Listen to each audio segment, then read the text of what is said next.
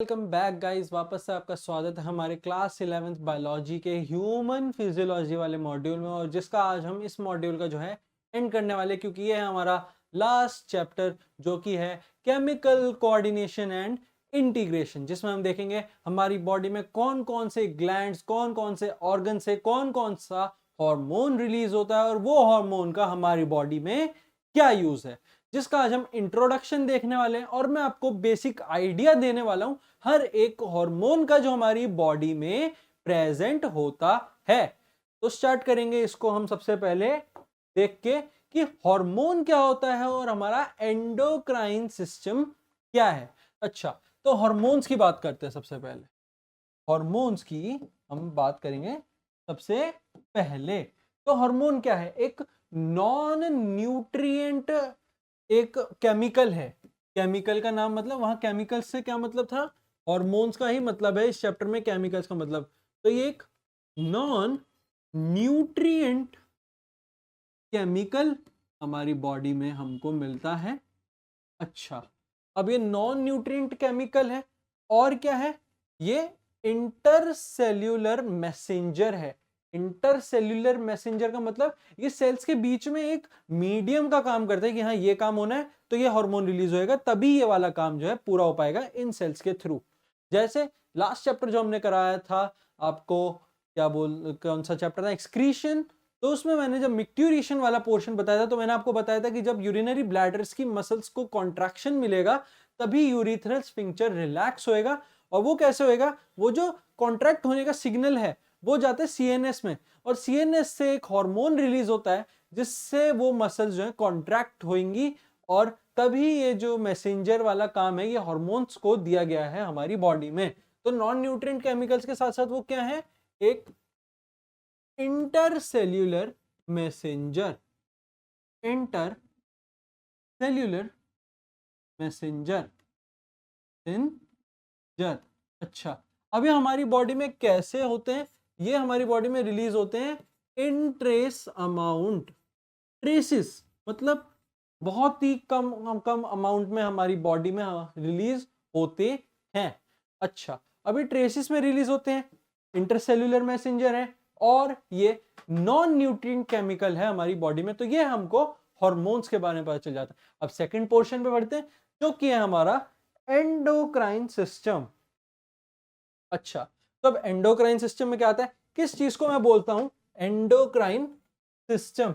Endocrine system दो चीजें होती है। सबसे पहला एक होता है हमारा endocrine glands and endocrine glands, जिसके बारे में हम आगे देखेंगे कौन कौन सी ग्लैंड्स हैं। और एक होता है उसमें हार्मोन प्रोड्यूसिंग बाय सेल्स और टिश्यू। दूसरी चीज, hormones produced hormones produced by cells और टिश्यूज। सेल्स या टिश्यूज से जो हॉर्मोन्स निकलते हैं एक वो, दूसरा हमारे पास जो डिफरेंट ग्लैंड्स प्रेजेंट है, इन दोनों के बारे में हमें बात करनी है। हॉर्मोन्स के बारे में भी, हॉर्मोन्स यहाँ पर है तो ये सेम ही चीज है, बस हाँ हॉर्मोन्स और एंडोक्राइन ग्लैंड, ये दो चीजों के बारे में हमें इस पूरे चैप्टर में आइडिया लेना है। तो सबसे पहले हम आगे बढ़ते हैं और आपको बताते हैं व्हाट इज हाइपोथैलेमस। हाइपोथैलेमस क्या है? एक न्यूरोसिक्रीटरी सेल है। एक न्यूरोसिक्रीटरी सेल है ब्रेन में। जब न्यूरल कंट्रोल कोऑर्डिनेशन बताया तो आपको बताया था एपिथैलेमस, हाइपोथैलेमस। तो उसमें हाइपोथैलेमस का काम क्या था, यहां हम आपको बताते हैं। अच्छा, अब ये एक न्यूरोसिक्रीटरी सेल है तो मतलब ये हमारे न्यूरॉन सिस्टम में प्रेजेंट है, न्यूरो सिस्टम में। तो हाइपोथैलेमस इज ए न्यूरोसिक्रीटरी न्यूरोसिक्रीटरी सेल है। अच्छा, अब ये सेल है तो क्या इसके अंदर न्यूक्लियाई होगा? हाँ जी होगा, सेल है तो न्यूक्लियाई तो होगा ही। अच्छा, अब ये जो न्यूक्लियाई है, इस न्यूक्लियाई के अंदर दो चीजें होती हैं, एक रिलीजिंग और एक इनहिबिटिंग। एक रिलीज करने पर मजबूर करता है और एक इनहिबिट करने पर, क्योंकि ज्यादा रिलीज हो गया तो भी दिक्कत, नहीं रिलीज हुआ तो भी दिक्कत, तो दोनों ही बॉडी में होते हैं। अच्छा, एक होता है रिलीजिंग, मतलब जो रिलीज करने पर सिग्नल देगा, और एक होगा इनहिबिट जो रोकने का सिग्नल देगा। Inhibiting and releasing, inhibiting, releasing. अच्छा, अब जो इनहिबिटिंग और रिलीजिंग है ये कहाँ से होते हैं, है ना, ये क्या करते हैं दोनों ही, ये पिट्यूटरी पे काम करते हैं। तो ये क्या करता है, ये पिट्यूटरी को, सॉरी इधर स्पेलिंग में थोड़ा सा और दिक्कत, हाँ, ये स्टिम्युलेट करते हैं, स्टिम्युलेट पिट्यूटरी, ये ग्लैंड है, पिट्यूटरी एक ग्लैंड है, कहाँ होती है इसके अगले पेज पर आपको मैं बता दूंगा। ये स्टिम्युलेट करेगा पिट्यूटरी को कि हाँ भाई ये वाला काम करना है, हार्मोन रिलीज करा जाए। तो ये क्या करेगा, रोकेगा कि भाई ज्यादा कर रहा है, रुक जा, थम जा, रुक जा। ये क्या करेगा, ये इनहिबिट करेगा, किसे, क्या पिट्यूटरी को, हाँ पिट्यूटरी को ही ये इनहिबिट करेगा कि ज्यादा अमाउंट में रिलीज हो रहा है, थमने की आवश्यकता बढ़ गई है। तो ये हमारा हाइपोथैलेमस। अच्छा, हाइपोथैलेमस दो तरीके से काम करता है, एक डायरेक्टली और एक पोर्टल सर्कुलेशन के थ्रू। एक बार मैं नेक्स्ट पेज देख लेता हूँ, पिट्यूटरी के बारे में बताना है। हाँ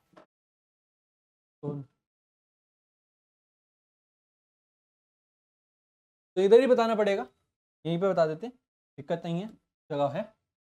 अच्छा, ये दो तरीके से वर्क करता है, या तो ये पोर्टल सर्कुलेशन के थ्रू वर्क काम करेगा, पोर्टल सर्कुलेशन, या फिर ये काम करेगा डायरेक्टली, या फिर ये काम करेगा डायरेक्ट। अच्छा, अब ये काम कर रहा है दो तरीके से, पोर्टल सर्कुलेशन और डायरेक्ट सर्कुलेशन। अब जो ये डायरेक्ट सर्कुलेशन है ये कहाँ होता है, ये पोस्टीरियर पिट्यूटरी, एक मैं बताया था एंटीरियर आगे वाला, पोस्टीरियर पीछे वाला। तो डायरेक्टली कहाँ से काम शुरू होएगा, डायरेक्ट वाला काम शुरू होएगा पोस्टीरियर पिट्यूटरी में, पोस्टीरियर पिट्यूटरी, और डायरेक्ट वाला तो पोस्टीरियर पिट्यूटरी हो गया। तो एंटीरियर पिट्यूटरी कहाँ पे वर्क होएगा, वो होएगा पोर्टल सर्कुलेशन पे। कहाँ से आएगा, एंटीरियर पिट्यूटरी पे सिग्नल जाएगा, एंटीरियर पिट्यूटरी पे सिग्नल जाएगा। अच्छा, ये हो गया। अब हम देखेंगे क्या होता है पिट्यूटरी ग्लैंड। पिट्यूटरी ग्लैंड कहाँ सिचुएटेड है ये आपको बताते हैं, ये है हमारे ब्रेन के सेला टर्सिका रीजन में, located in sella turcica region, sella turcica. अगर आप गूगल पर डालेंगे सेला टर्सिका, या आप अपनी एनसीईआरटी देखेंगे, बेहतर रहेगा एनसीईआरटी देखें, तो आपको पता चल जाएगा ये सेला टर्सिका रीजन कहाँ है। अच्छा, अब इसमें दो चीजें होती है, एडिनो हाइपोफिसिस और neuro hypophysis, adeno hypophysis and neuro hypophysis, दोनों के बारे में यहाँ बताएंगे। इधर बताएंगे आपको what is adeno hypophysis, spelling थोड़ी बड़ी है इसलिए काट काट के लिखिए। और दूसरा आपको यहाँ बताएंगे न्यूरो हाइपोफिसिस, न्यूरो हाइपोफिसिस और एडिनो हाइपोफिसिस। तो अब एडिनो हाइपोफिसिस में दो चीजें आएंगी, जो फर्दर हमारे पास क्लासिफिकेशन में बता रहा हूँ, खुद से तो मैं बना नहीं रहा है ना। तो इसमें हमारे पास दो चीजें हैं, pars distalis, pars intermedia, pars distalis, ऐसी नाम दिया हुआ है, और पार्स इंटरमीडिया। ये आपको जो है इनका ऐसा कोई रीजन जानने की जरूरत नहीं है कि ये नाम क्यों दिया है या इनके पीछे कोई वैलिड रीजन, ये जस्ट आपको एक बार देखना पड़ेगा, क्योंकि साइंटिस्ट को नाम रखना है किसी ना किसी जगह तो क्लासीफाई करना पड़ेगा। और जो न्यूरो हाइपोफिसिस में क्लासिफिकेशन दिया हुआ है वो है pars nervosa, pars nervosa, pars intermedia, pars distalis. अब यहाँ पर डिफरेंट डिफरेंट हॉर्मोन्स हैं जो हमारे पास प्रेजेंट है। शुरू करते हैं पार्स नर्वोसा में। पार्स नर्वोसा में हमको दो हॉर्मोन्स गिवन है, ऑक्सीटोसिन एंड वैसोप्रेसिन। तो लिखना शुरू करते हैं, ऑक्सीटोसिन एंड वैसोप्रेसिन, वैसोप्रेसिन, इन दोनों का काम क्या होगा आगे आएगा। ये सिंथेसाइज होते हैं हाइपोथैलेमस से ही, ठीक है। ये अच्छा, अब पार्स इंटरमीडिया। पार्स इंटरमीडिया में क्या है, एक ही हार्मोन है, वो है मेलानोसाइट स्टिम्युलेटिंग हार्मोन। मेलानोसाइट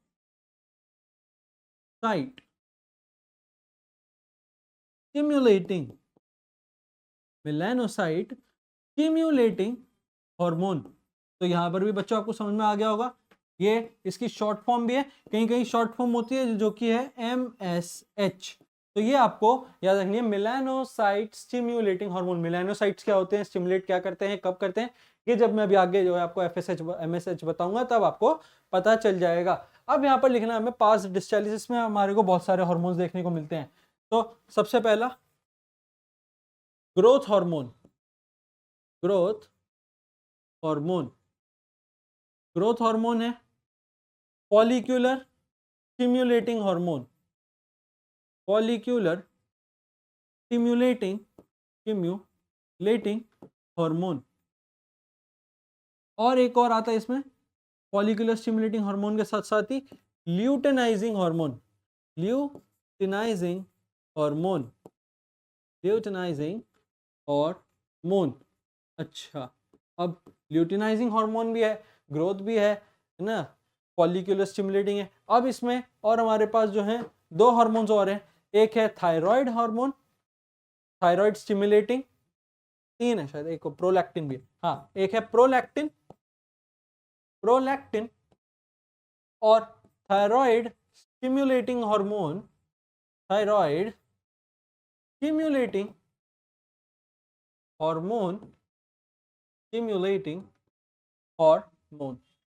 ये भी आपको याद रखने, ये सारे आपको याद रखनी पड़ेंगे क्योंकि यही इंपॉर्टेंट पोर्शन है इस चैप्टर में, है ना। और एक जो इसमें सबसे बड़ा नाम है adreno, adreno cortico, corticotropic, adrenocorticotropic hormone, एक है एड्रीनो कॉर्टिकोट्रोपिक हार्मोन।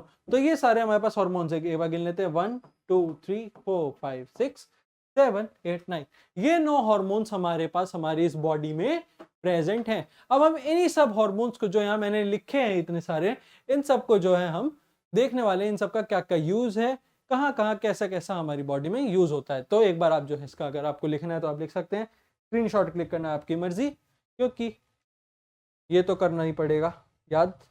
अगली चीज सबसे पहली हमारे पास हमारी बॉडी में ग्रोथ हार्मोन, एक बार और देख लेता हूं मैं, कुछ रह तो नहीं गया, नहीं रहा, चलो। ग्रोथ हार्मोन, ग्रोथ हार्मोन में ही सबसे पहला, अभी हमारी बॉडी में दो तरीके से रिलीज हो सकता है, या तो ये कम रिलीज होगा या ये ज्यादा रिलीज होगा। अच्छा, तो यही दोनों की बात करेंगे। अगर ये कम रिलीज हुआ, अगर ये एक तरफ, if the amount, if the amount decreases, decreases, amount decreases, तो हमको एक बीमारी हो सकती है ना। उस बीमारी का नाम क्या है, उस बीमारी को बोलते हैं डॉर्फिज्म या pituitary dwarfism. If the amount of growth hormone in our body decreases, then मतलब हम नेचुरल स्टेट से डिक्रीज, मतलब नेचुरल स्टेट मतलब जितना नॉर्मली हो रहा है, जो हमकी नॉर्मली हाइट होती है, ग्रोथ हार्मोन बेसिकली क्या करता है, हमारी हाइट में हमारी मदद करता है। तो अगर ये हमारी बॉडी में नेचुरल से थोड़ा कम अमाउंट में रिलीज होने चालू हो जाएगा, तो इस समय क्या होएगा, एक बीमारी होगी जिसको हम कहेंगे pituitary dwarfism. Then the disease caused, then the disease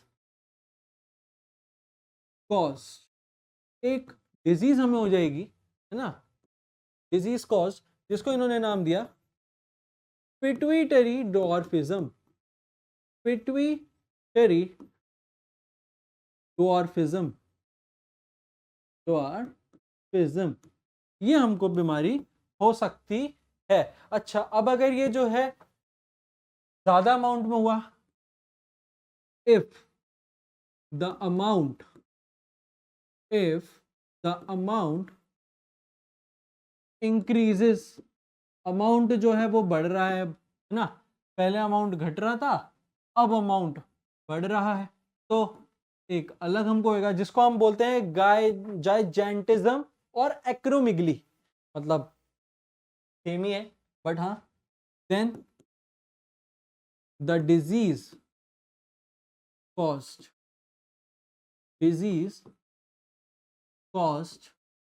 सबसे पहला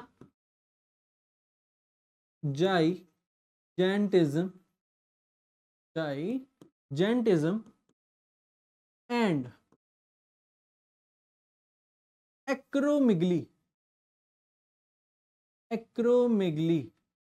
अच्छा, अभी दोनों में अंतर क्या है? ये दो डिजीज का नाम दिया तो ऐसे मजे के लिए तो दिया नहीं होगा। तो जो जाइजेंटिज्म है वो चाइल्ड्स में होती है, और जो एक्रोमिगली है वो अडल्ट्स में।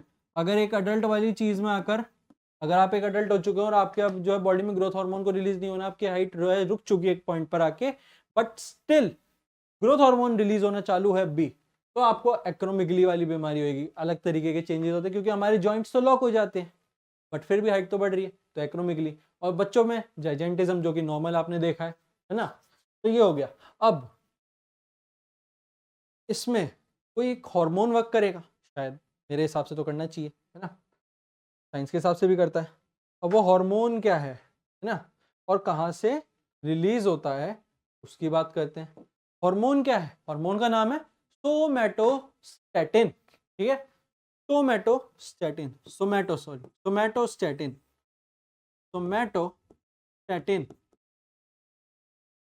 कहाँ से रिलीज होता है? रिलीज, ये जो ग्रोथ हार्मोन है इसको सोमैटोस्टेटिन बोलते हैं, सीधी सी बात ये है। Somatostatin release from hypothalamus, hypothalamus से सोमैटोस्टेटिन रिलीज होता है, तभी ये जो है हाइट वाला काम होता है। या शायद नहीं, एक मिनट, एक चीज गलत हुई है शायद। सोमैटोस्टेटिन, अच्छा हाँ, ग्रोथ हार्मोन एक अलग हार्मोन है, पहले मैंने गलत बता दिया कंफ्यूजन की वजह से। सोमैटोस्टेटिन रिलीज फ्रॉम हाइपोथैलेमस, वो क्या करता है? वो मैनेज करता है या इनहिबिट या रिलीज करने का, है ना, from hypothalamus, inhibit growth hormone, inhibit growth hormone. वो इस ग्रोथ हार्मोन को इनहिबिट करता है। अगर ये ज्यादा रिलीज हो रहा है तो उसको इनहिबिट करेगा सोमैटोस्टेटिन, ताकि वो कम हो जाए। मैनेजिंग का काम करता है सोमैटोस्टेटिन, वही गलती हुई, सॉरी। तो ये है ग्रोथ हार्मोन का हमारे पास फुल डिटेल जो एनसीईआरटी में गिवन है। आगे बढ़ेंगे हम इसके नेक्स्ट पे। वैसे मैंने पीछे नाम लिखा हुआ फॉलिकुलर स्टिमुलेटिंग हार्मोन और ल्यूटिनाइजिंग हार्मोन, तो हम उसे ही करेंगे, luteinising and follicular stimulating hormone. अच्छा, अभी हमारी बॉडी में मेल्स और फीमेल्स में दोनों में ही अलग अलग काम करते हैं, होते दोनों में ही है, बट दोनों का काम जो है वो अलग है, ठीक है। तो इसमें एक काम करते हैं, वापस से डिवाइड करते हैं। इधर बात करते हैं हम मेल्स की, क्योंकि मेल्स में इतना नहीं है काम इसका, फीमेल्स में ज़्यादा है, फीमेल्स और मेल्स। तो पहले मेल्स के बारे में जानते हैं। अच्छा, अब मेल्स में एलएच क्या करता है? एलएच, ल्यूटिनाइजिंग हार्मोन को एलएच बोलते हैं, कंफ्यूजन नहीं होनी। फॉलिकुलर स्टिमुलेटिंग को एफएसएच बोलते हैं।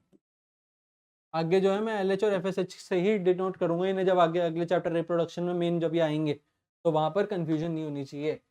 एलएच, एलएच क्या करता है? ये करता है सिंथेसिस और सिक्रीशन किसका? एल्डोस्टेरॉन का, सॉरी एल्डोस्टेरॉन कहां से आ गया, एंड्रोजेंस, एंड्रोजेंस जिनसे हमारा स्पर्म जो है वो बनता है। तो एलएच क्या करता है?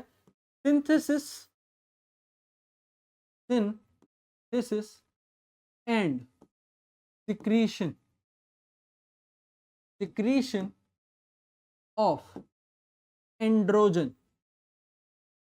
एंड्रोजन क्या होता है? एंड्रोजन ही वो चीज है जो हेल्प करती है हमारी बॉडी में स्पर्म बनाने के लिए। स्पर्मेटोजेनेसिस जो फॉर्मेशन का प्रोसेस होता है स्पर्म का, उसको एंड्रोजन की नीड होती है पूरा करने के लिए।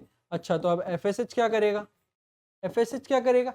एफएसएच करेगा रेगुलेशन, या रेगुलेट ही लिख देते हैं, रेगुलेशन नहीं, सेंटेंस नहीं बनेगा वरना, रेगुलेट स्पर्मेटोजेनेसिस, स्पर्मेटोजेनेसिस, अच्छा, अब इसके बारे में हम जब हम रिप्रोडक्शन वाला चैप्टर पढ़ेंगे क्लास 12th में तभी करेंगे। अभी इसमें बस हम इतना ही जानते हैं क्योंकि हमारी एनसीईआरटी में इस चैप्टर में तो इतना ही दिया है कि एलएच क्या करता है, सिंथेसाइज करता है और सिक्रीशन करता है किसका, एंड्रोजन का, और एफएसएच क्या करता है, रेगुलेट करता है किसे, स्पर्मेटोजेनेसिस को।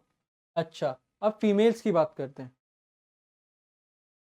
फीमेल्स में क्या है, फीमेल्स में एलएच का अपना अलग काम और एफएसएच का अपना अलग काम। एलएच क्या करता है, एलएच करता है इंड्यूस करता है ओव्यूलेशन। पीरियड साइकिल जब मैं आपको पढ़ाऊंगा तो उसमें एक विमेन की period cycle, monthly period cycle में एक फेज आता है ओव्यूलेशन का, जिसमें जो उसका जो एग है वो उसके ओवरी से रिलीज हो जाता है। तो वो रिलीज होने का जो इंड्यूस है, मतलब हाँ वो जो सिग्नल है वो कौन सा हार्मोन देगा, एलएच देगा उसकी बॉडी में। एलएच उसके उस ओव्यूलेशन वाले पीरियड में उसकी बॉडी में ज्यादा सिक्रेट होएगा, तभी ओवरीज का सिग्नल जाएगा कि हाँ अब ओव्यूलेशन का टाइम है, एग को रिलीज करना चाहिए। इंड्यूस करता है ओव्यूलेशन को। अच्छा, ओव्यूलेशन होता है, साथ साथ में क्या होता है, हमारे मतलब हमारी नहीं, फीमेल के बॉडी में कॉर्पस ल्यूटियम होती है, उसके यूट्रस में कॉर्पस ल्यूटियम की एक लेयर होती है। उस कॉर्पस ल्यूटियम को मेंटेन करता है कि अगर बाय चांस ये ओव्यूलेशन के बाद सक्सेसफुली, कॉपुलेशन के बाद सक्सेसफुली जो है स्पर्म जो है एग से जाके चिपक जाता है, तो एग जो है फेलोपियन ट्यूब से निकलकर कॉर्पस ल्यूटियम की लेयर जो यूट्रस होती है उस पर आकर अटैच हो जाता है, और फिर आगे जो उसकी 9 मंथ्स की प्रेगनेंसी की साइकिल है वो चलती रहती है। तो मेंटेन करता है कॉर्पस ल्यूटियम को, ये आपको याद रखना है। इंड्यूस करता है ओव्यूलेशन को। अच्छा, अब एफएसएच क्या करता है, एफएसएच, एफएसएच का अपना अलग काम। ये क्या करेगा, स्टिमुलेट करेगा क्या, ग्रोथ डेवलपमेंट किसकी, लाइक ओवेरियन फॉलिकल्स या ओवरीज फॉलिकल, ओवेरियन फॉलिकल लिखते हैं। क्या करेगा, induce, induce growth and development, growth and development of ovarian follicle, development of ovarian follicle, ovarian, ovaries के ऊपर जो है बहुत सारे फॉलिकल्स होते हैं जो कि आगे जाके इंड्यूस करवाते हैं ओव्यूलेशन को। उन्हीं फॉलिकल्स की वजह से ओवरीज जो है बाइंड रहती हैं, हेल्दी रहती हैं और टाइमली ओव्यूलेशन का फेज जो है वो लेकर आती हैं। तो ये हमारा एलएच और एफएसएच आपको लिखना है तो आप लिख सकते हैं, स्क्रीनशॉट लेना है स्क्रीनशॉट लीजिए, नथिंग प्रॉब्लम। अच्छा, अब एड्रीनोकॉर्टिकोट्रोपिक हार्मोन,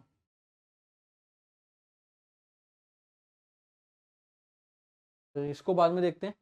हाँ, एड्रीनोकॉर्टिकोट्रोपिक के साथ साथ यहाँ पर एक और हार्मोन मेरे को बताना पड़ेगा, मैंने शायद प्रोलैक्टिन नहीं लिखा है। तो फिलहाल जो है आपको एड्रीनोकॉर्टिकोट्रोपिक बताते हैं और इस साइड पे प्रोलैक्टिन बताएंगे, फिर इधर प्रोलैक्टिन बताएंगे, इधर प्रोलैक्टिन आएगा, इधर आएगा एड्रीनोकॉर्टिकोट्रोपिक हार्मोन। अच्छा, एड्रीनोकॉर्टिकोट्रोपिक, अब ये प्रेजेंट का होता है, ये तो जब मैं आपको एड्रीनोकॉर्टिकोट्रोपिक का एड्रीनल ग्लैंड बताऊंगा तब आएगा ये। फिलहाल इसका जो काम है ये क्या करता है, सिंथेसाइज करता है स्टेरॉयडल हार्मोन्स को, है ना, जिसको हम कहते हैं ग्लूकोकॉर्टिकॉइड्स। सिंथेसाइज या स्टिमुलेट, मतलब हाँ स्टिमुलेशन है मेन तो इसका काम, हार्मोन है तो स्टिमुलेट तो करेगा ही, है ना। क्या स्टिमुलेट करेगा, stimulate synthesis, synthesis and secretion and secretion of क्या, स्टेरॉयडल हॉर्मोन्स, स्टेरॉयडल हॉर्मोन्स। अब ये स्टेरॉयडल हॉर्मोन्स क्या हैं, स्टेरॉयडल हॉर्मोन्स लाइक, लाइक आपको एक एग्जांपल याद रखना है, glucocorticoids.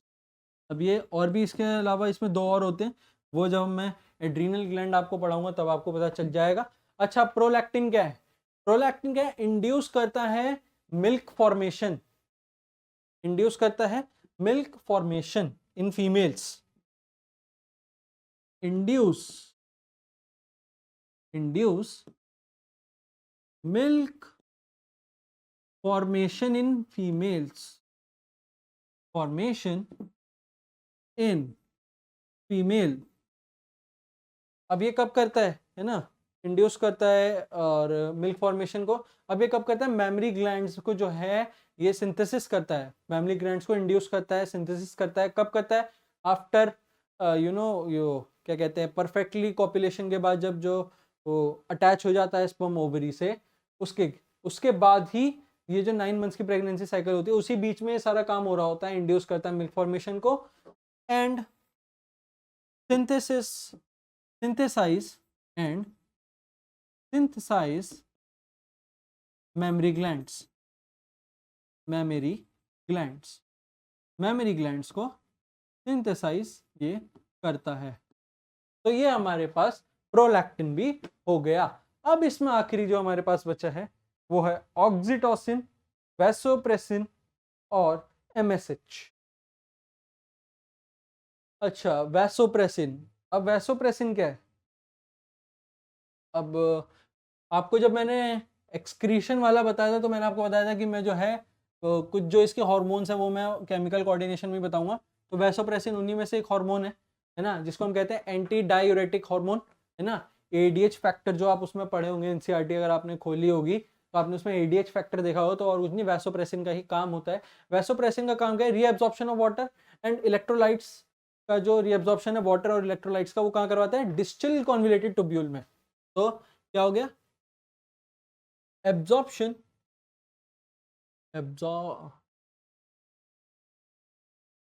Absorption of water and electrolytes, of water and electrolytes in DCT, electrolytes in DCT।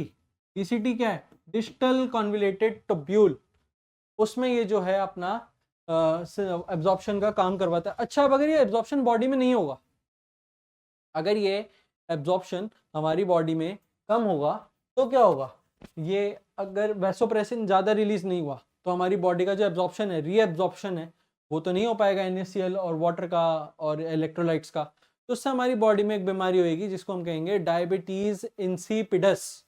तो यहाँ पर बस आपको मैं कुछ लिख नहीं रहा हूँ, मैं सिर्फ आपको बता रहा हूँ, ये आप जो है खुद ही लिख देना अपने नोट्स में, जो आप लिख रहे होगे उसमें आपको खुद ही लिख देना कि if the amount of vasopressin decreases in the body, then the reabsorption of water and electrolytes in DCT decreases, and thus the disease which caused at the end is called diabetes insipidus। Diabetes mellitus मैंने last chapter में बता दिया था, diabetes insipidus इसकी वजह से होता है, ये आपको पता चल गया। अब क्या है, ऑक्सीटोसिन। ऑक्सीटोसिन, ऑक्सीटोसिन की बात करते हैं। ये भी हमारी फीमेल्स की ही बॉडी में रिलीज होता है ना, हमारे यहाँ पर जो फीमेल्स है उनकी बॉडी में रिलीज होता है। ये क्या है, कॉन्ट्रैक्शन ऑफ स्मूथ मसल में हेल्प करता है, help in contraction of smooth muscle, contraction of smooth muscles, smooth muscles. अब ये स्मूथ मसल्स कब काम आएंगी, वाइल गिविंग चाइल्ड बर्थ। जब चाइल्ड का बर्थ हो रहा होता है उस टाइम जो इनकी यूट्रस की वॉल्स होती हैं उसमें जो स्मूथ मसल्स होती है उसमें कॉन्ट्रैक्शन हेल्प करता है, ताकि जो चाइल्ड है वो इजीली बिना सी सेक्शन के ना बाहर आ जाए, वाइल गिविंग चाइल्ड बर्थ। इसका भी हम आपको जो है वापस से जब मैं रिप्रोडक्शन पढ़ाऊंगा यही सेम चीज़ जो है वहाँ पर बहुत बार आएगी, ऑक्सीटोसिन, तो वहाँ पर आपको वापस से जो है रिफर्बिश हो जाएगा, तो ज़्यादा इसमें दिक्कत आपको लेने की जरूरत नहीं है। फिलहाल ये आपको पता चल गया। एक लास्ट हार्मोन जो मेलानोसाइट्स वाला नहीं, मेलानोसाइट्स नहीं है, ठीक है, तो मेलानोसाइट्स भी आपको बता देते हैं। हाँ बताएं,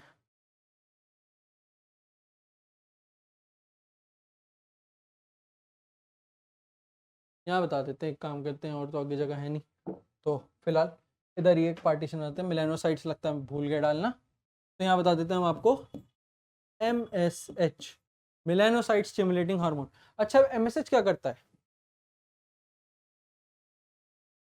MSH, ये जो MSH है ये वर्क्स ऑन वर्क्स ऑन, ये करता है हमारे मिलेनोसाइट्स पे वर्क। मिलेनोसाइट्स, मिलेनोसाइट्स कहाँ है? हमारे स्किन में, है ना, प्रेजेंट इन स्किन, हमारी स्किन में प्रेजेंट है, प्रेजेंट इन स्किन। अच्छा, अब इससे क्या होता है? इससे हमारी स्किन की पिगमेंटेशन होती है, helps in pigmentation of skin, helps in pigmentation of skin, pigmentation of skin, pigmentation of skin. तो आज का हमारे सारे हार्मोन जो हैं पूरे हो चुके हैं। नेक्स्ट टाइम हम लेकर आएंगे कुछ ना कुछ जो हमारे पास जो इसमें ग्लैंड्स हैं, कुछ ग्लैंड्स हम कवर करेंगे नेक्स्ट लेक्चर में, बाकी बची हुई ग्लैंड्स उसके नेक्स्ट में, और एंड में इसका जो सबसे एंड वाला पोर्शन है वो 4 लेक्चर इसके चैप्टर के लगेंगे और ये वाला हमारा मॉड्यूल जो है वो फिनिश हो जाएगा। Thank you so much guys.